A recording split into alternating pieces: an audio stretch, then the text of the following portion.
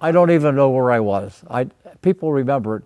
I can remember I was walking down on a sidewalk on State Avenue at Price Hill, and I heard a news broadcast that the Japs had bombed Pearl Harbor. But that's all I remember about that. But that was December 7th, 1941. And at that time, I had no idea what I was going to do. I was at XU in a chemistry program. All sorts of things are flying through my mind. I was going pretty steady with a girl. Here is what's going to happen here, and that sort of thing. So I was just confused, that's all. And then, of course, it was a lot of consternation.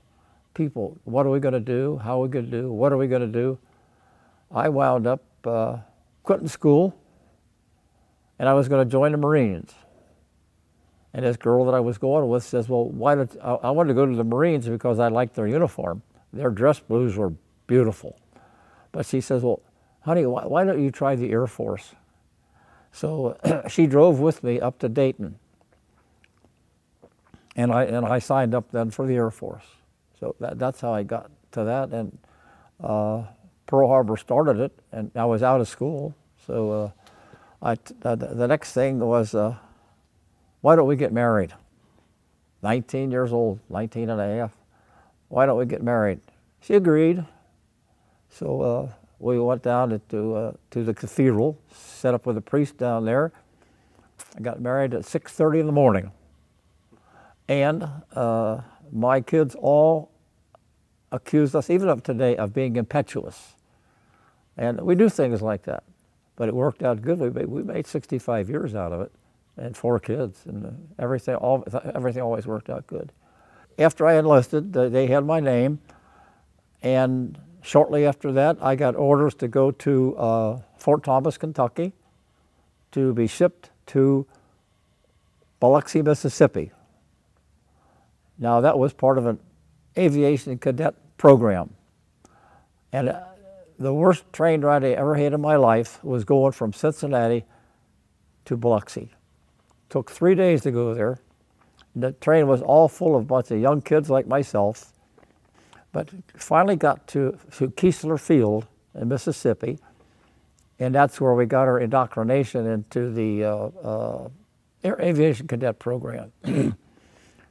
And from Keesler Field, I was sent to University of Alabama at Tuscaloosa to go continue with the aviation cadet program. At the University of Alabama, I was going to pilot training, and we flew little Cubs, 65 horsepower things, and I couldn't land it because for some reason or other, when you're flying, you bring the nose up, and then when you think you're ready to touch down, you push it. Well, when I'd push it, I'd be 20 feet off of the ground. So the plane would bump, bump, bump, bump, bump. Turned out that I have depth perception problems. There goes my pilot training, which may be fortunate because I might not have made it through. But then they sent me off to Bombardier School, and the Bombardier School was at Big Springs, Texas. And there, I had to qualify by getting what they called a CE of 150. So I had to average all the bombs I dropped within 150 feet of the target. And believe it or not, a lot of the bomb was for 1,000 feet is when we dropped them. And we flew in AT-10s, twin engine. But a lot of the bombs we dropped were 5-pound bags of flour. And they had these circles with a little building in the middle, and we called that a shack. And if you got a shack, you were really on, see? But anyway, if I averaged 100, and something like 85% of us did make the 150 CE. And then from there, while I was in school, learning to be a bombardier, my first child was being born. And I went through hell to try to get home, couldn't do it. They absolutely would not let me come because of security reasons and all that. But I did manage to I graduated and got my wings and got home when she was about 2, 3, 4 weeks old. And from then on, it was just a succession of bombardier school. Took, I don't know, 6 months or so to learn how to drop these bombs. And once I accomplished that, then it was time to get me into a crew. And you got to think now, this plane carried 10 crew members. So we had, let's see, six gunners, pilot, co-pilot, navigator, me, radio operator, and engineer. So these guys had to come from all over the country to Casper, Wyoming. And Casper, Wyoming was really the pits. That was in January, and the snow never left the ground. And an interesting part there was my wife had gone with me. Our baby then was 3 months old. But anyway, she went with me to Casper, Wyoming, stayed in a little apartment out there. Every night she heard boom.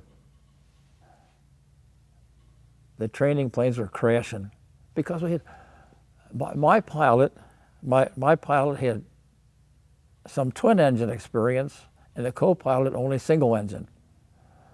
So with all those unfamiliar people, every night one of them went down. We had really bad casualties out there, but she sweated it out. We were getting ready to go overseas. So now we're a crew and we're accomplished. And we went from there to Lincoln, Nebraska to pick up a plane. We got to Lincoln, Nebraska. My wife was part of a group of women who followed their husbands around. So luckily a couple of them had cars. But anyway, they went to Lincoln, and turned out we weren't going out from Lincoln, we went out from Topeka. So they had to hustle down to Topeka again. And then we picked up our plane and we named it I'll Get By. Very, very, very, very just sophisticated. I'll get by. But then from Iceland, we went to Ireland. And when we left Iceland, it was 10:10 overcast. Couldn't see a thing all the way to Ireland. But when we got to Ireland, the clouds just parted like it was a miracle. And it's the greenest green I ever saw.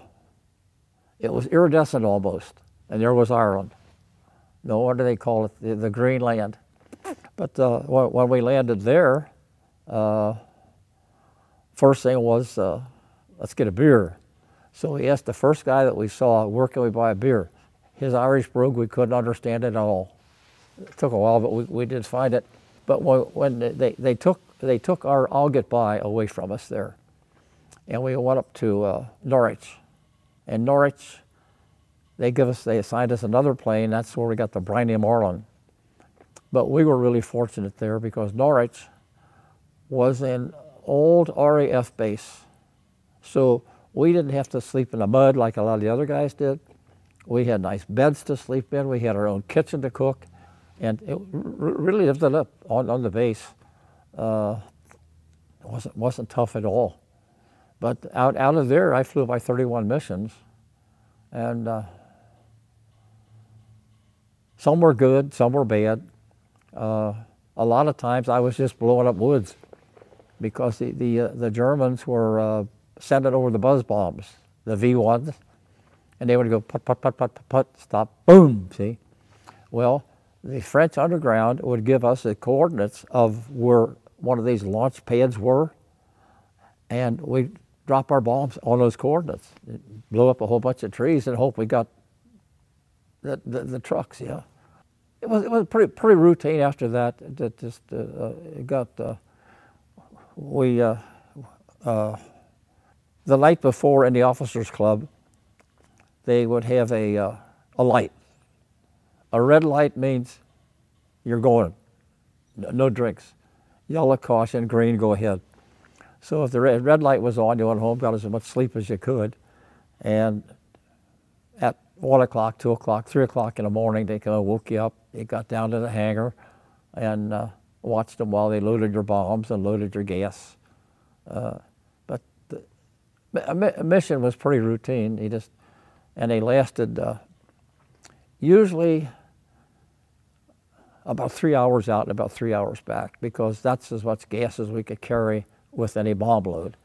So if it went further, you had to get more gas and carry less bombs. See, a squadron was 12 planes. 12 up here, 12, 3, 3, 3, and 3, so that you were covered. You had 10 guns on every plane to protect it against fighters coming in. Now, that was no easy job to get them together, because a group was 3 of those squadrons. Now you're trying to get 36 planes taken off from the ground. Now you got to remember, these planes were stationed at all different bases. Like if you might have had a base in Covington, you might have had a base in Milford, you might have had a base in Bellevue. So planes are taken off from all those places to get into this formation to finally go. And it would take hour, 2 hours to get them together. The planes took off 30 seconds apart from the different bases. And then they flew a racetrack pattern until all the planes were in the pattern. And then they would break out of the pattern and go in and form their squadrons. So what happened was, we were just breaking out of this racetrack pattern when a guy came late and he slid in like this.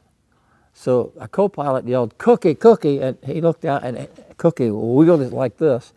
And when he did, the tip of our wing hit the other one amidship and cut it right in half. And we were 17,000 feet over the North Sea when that happened. And so we're on our way down. And he gave the bailout signal, and I was in the back. Now, the officer always goes down with the ship, okay? So I'm like, "Come on, get your ass out of here while we got a chance." And all of us, 2 guys went out. And by the time they were out, he had brought the plane back level at 5,000 feet. Looking out, seeing that wing hanging there, he says, "I think I can land the plane." The Colonel Isbell came up in his P-47, looked us over, and told the pilot, put it on autopilot and headed out over the North Sea, and everybody jumped. And Cookie, our pilot, said, "Well, I think I can land it." So he pulled the crew. Who wants to jump can jump. Who wants to stay can stay. We all stayed. And fortunately, we made it. But he landed full flaps at 165 miles an hour to keep us in the air, and wound it right at the end of the runway. But you know, we made it that way. In other words, it was just pretty mundane. You climb in the airplane, go and come back. And my one daughter, she was watching 12 o'clock high series on TV. I said, "Dad, how did you ever get in that airplane?" I said, "I don't really know, because I didn't think much about it at all until the last 3 missions. And when I'd got on 27, coming up to 30, my knees would get crampy, my nerves were just shot, because then I was close enough. Before then, the end was too far away. But now I'm saying, oh boy, 3 more to go. And it was interesting too. I was supposed to come home on the Queen Mary. Now I have to fill in with a little personal story on this one, because when I left to go overseas, Mickey, my daughter, was 5 months old. And I told my wife, I said, "Honey, don't worry at all. I'm going to be home by the time Mickey's a year old." Thinking, well, I'm going to volunteer and all this sort of stuff. So I got over there, and every time they needed a Bombardier or a Navigator, I was classified both. I would volunteer to get those 30 in. See? Well, about my 4th mission, the colonel come by and he says, "Lieutenant, you're now a major." I said, "Yeah, what happened?" He says, "Well, you're going to be Squadron Bombardier. We're promoting you." Now, Squadron Bombardier was all 36 planes would drop their bombs on this one. So I'd set up the bomb site and drop my bomb, all 36 dumped them at the same time, if we were carpet bombing, see. So I asked him, says, will I be able to volunteer? He says, no, you'll go when I tell you.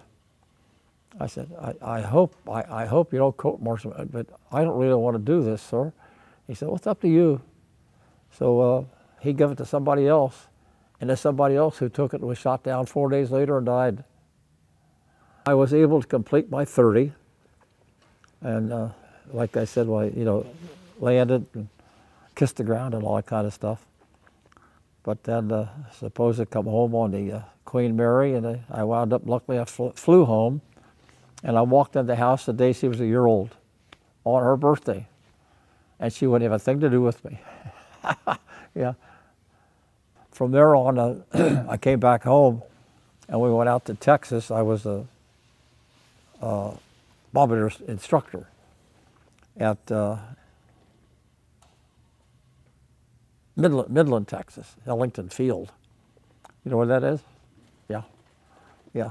So I spent time out there, and that was living it up, because we were right in the middle of the cattle country, and people couldn't get meat. We were eating steaks that thick and that sort of thing.